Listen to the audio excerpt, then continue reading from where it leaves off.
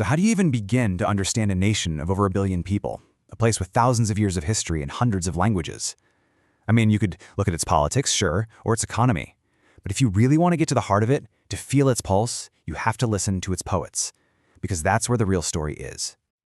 Take this line, for example, from the one and only Rabindranath Tagore.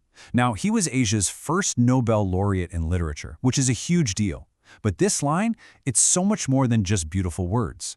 For millions, this was the dream of a new India, a nation that was fearless, dignified, and free. It's the perfect place for us to start. And that's exactly the journey we're taking today.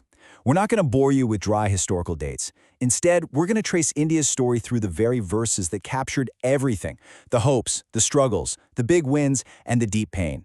You know, in a lot of ways, these poets, they were the nation's conscience. So where do we begin?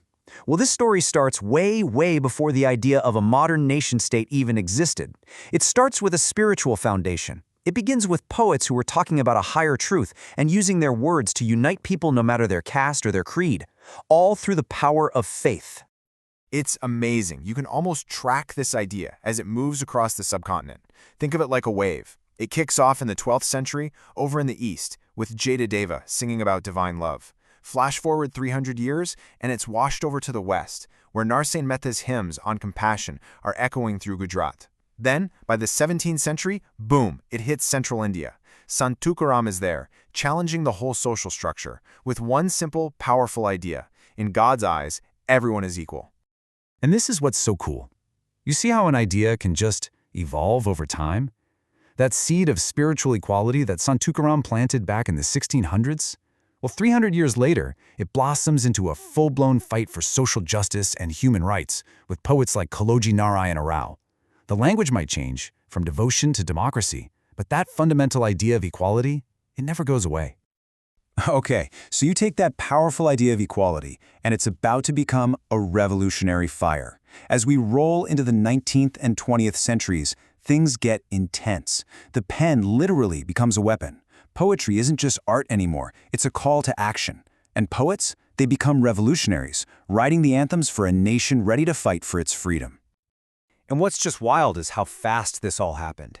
I mean, within a single generation, you suddenly have this explosion of powerful voices all over the country. You've got Subramania Bharati down south, Makanlal Chaturvedi in the center, Ramdari Singh Dinkar up north. These guys weren't just scribbling verses.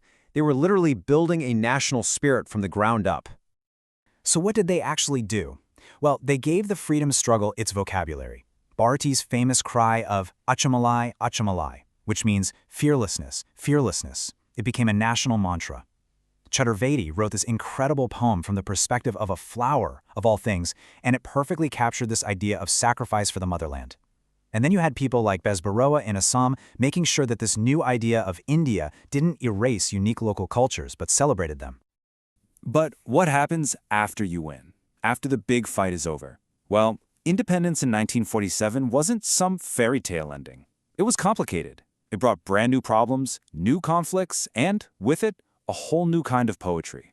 This was a poetry of looking inward, of doubt, of asking the really tough questions. And the biggest, most defining trauma of that new era, without a doubt, it was the partition of India. The country was ripped in two, violently. The suffering was just unimaginable. It left a scar on the nation's soul that's still felt today. And once again, it was the poets who had to find the words for that collective pain. This line, it's just haunting. It's from Amrita Pritam, a poet from Punjab. To understand it, you have to know she's calling out to an old poet from the 18th century, Waris Shah, who wrote a famous tragic love story. She's basically saying, hey, wake up from your grave, look at what's happening now. Look at all the daughters of our land weeping. You need to add a new page to your book of love, a page of pure sorrow. Amrita Pritam was no exaggeration, the voice of her generation. She wasn't just writing about the partition. Her work was fierce. It dove headfirst into the experiences of women, it challenged social rules, it got into the messy stuff. Love, inner conflict, you name it. She really was the face of a new, modern feminist consciousness in India.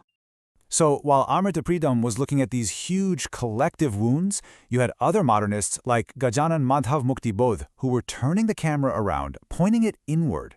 His massive poem, Andhere Mein, or In the Darkness, is a total game changer. It's all about the internal struggle, the psychological chaos, the moral gray areas, the anxieties of just being one person trying to figure things out in this brand new, complicated country. And that brings us right up to today. The poetic lens shifts one more time. Now it's about celebrating that incredible, complex mosaic of cultures that is India. Today's poets have become these vital guardians of memory, making sure that the diverse voices from every single corner of the country are heard. And honestly, we're just scratching the surface here. You look at the Northeast, and you have poets like Mamong Dai who are preserving ancient tribal memories. Temsula Ao is writing down oral histories and folklore. Over in Jharkhand, Ram Dayal Munda's songs were a powerful way of claiming and celebrating indigenous heritage. Their work is so important because it makes sure these unique stories don't just get lost to time. So let's just recap this incredible journey, right? It starts with devotion, a force that brought people together. Then that same poetic spirit becomes the fuel for a revolution. After independence, it transforms again, becoming the nation's conscience, asking all the hard questions. And now? Now it's a vibrant celebration of all the different identities that make India what it is. It's like poetry has woven together this giant, colorful tapestry. You know, when you really think about it, the words of these poets, and so many others we couldn't even mention, it's not just literature. It's like the autobiography of an entire civilization. It tells a story of faith, of struggle, of immense pain, but also of incredible resilience. So I'll leave you with this question. After hearing all these voices, what does India's soul say to you?